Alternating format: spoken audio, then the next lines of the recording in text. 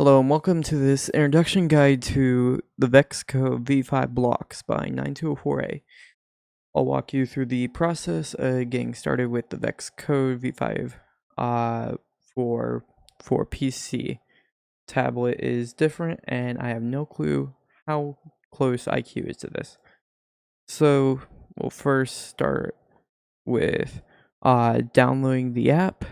You can also use it online, and links to all of these will be in the description, and links to this repository will also be there. Just hit next, accept, install, and then once it's finished, just launch the V5 app and it will look like this. Let's first go over how the interface works. Your save options, we're only going to be doing blocks in this.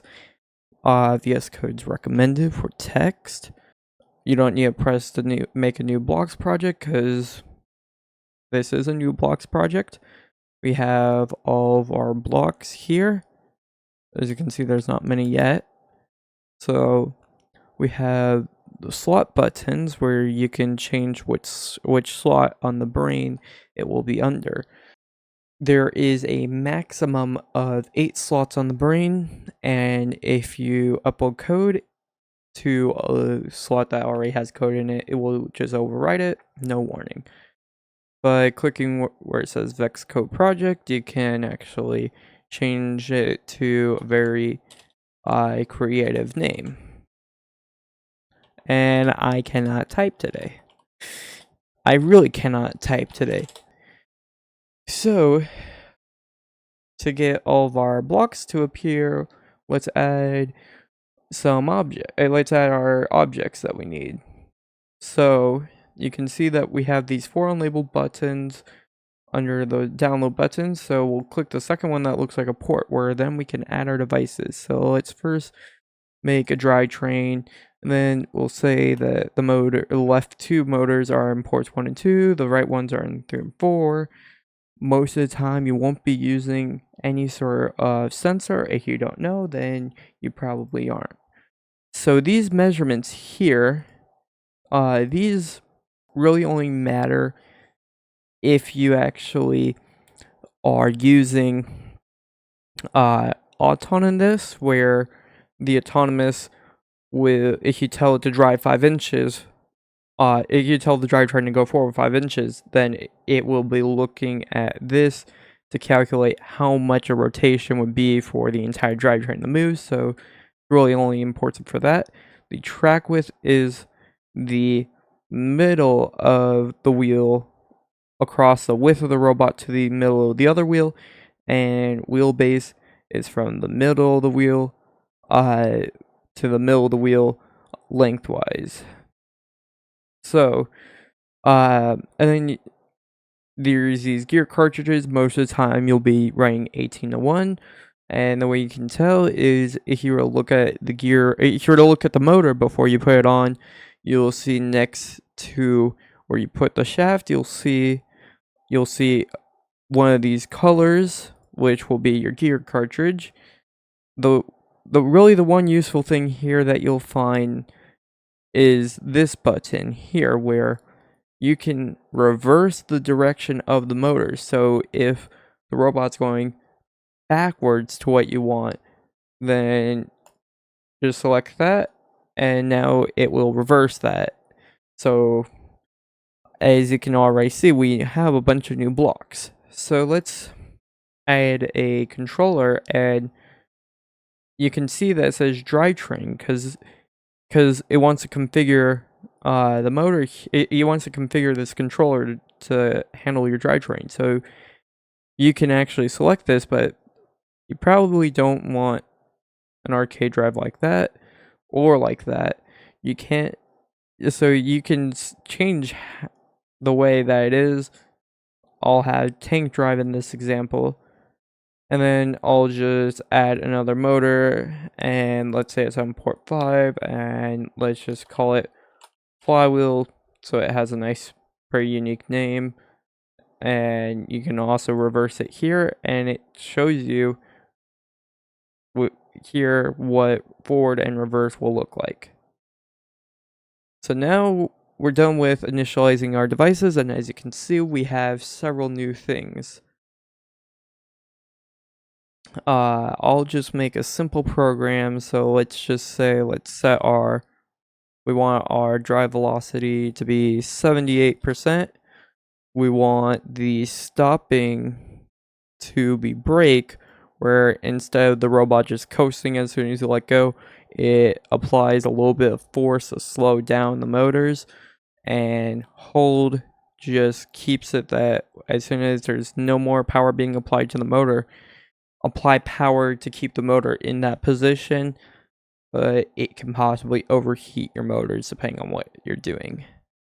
So we'll set the flywheel to just coast, and then as you can tell, our flywheel is not going to be able to actually spin yet.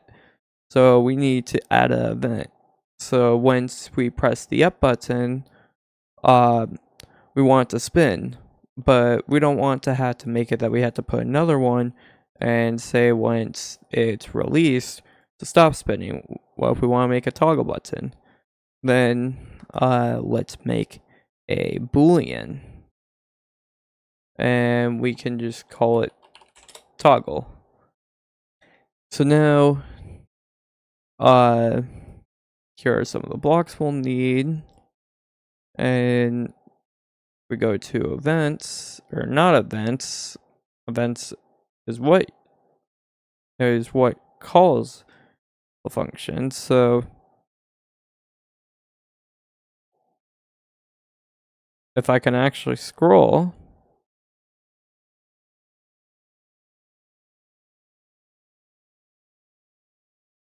there we go.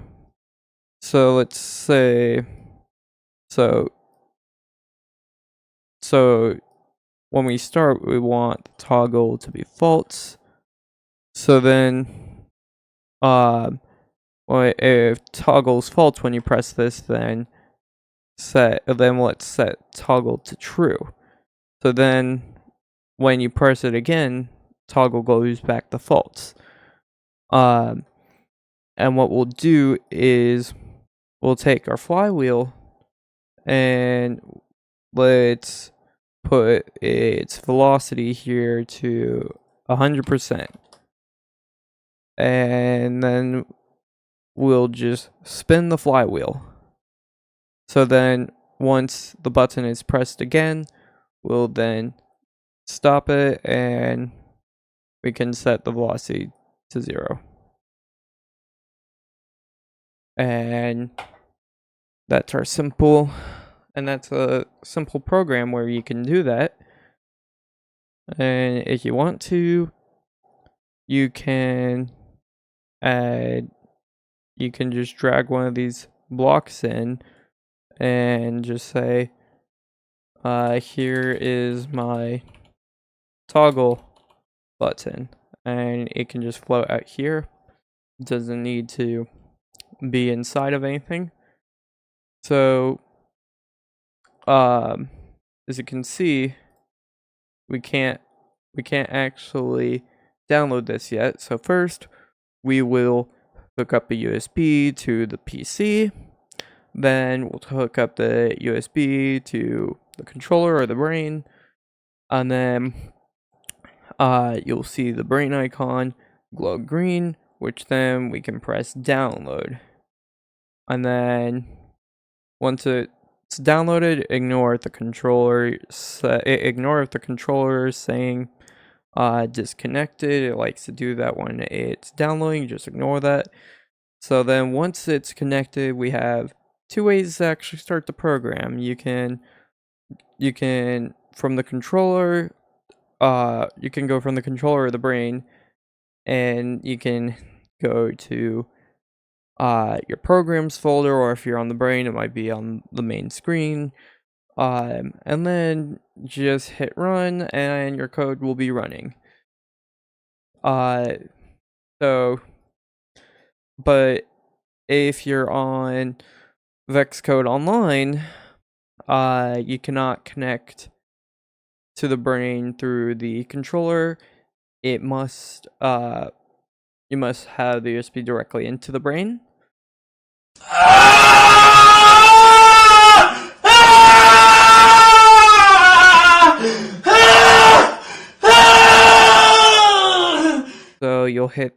So you'll select the brain icon, select connect, Vex will give you some pop-up, just hit continue, and then the browser will give you a pop-up where you might see a few different devices.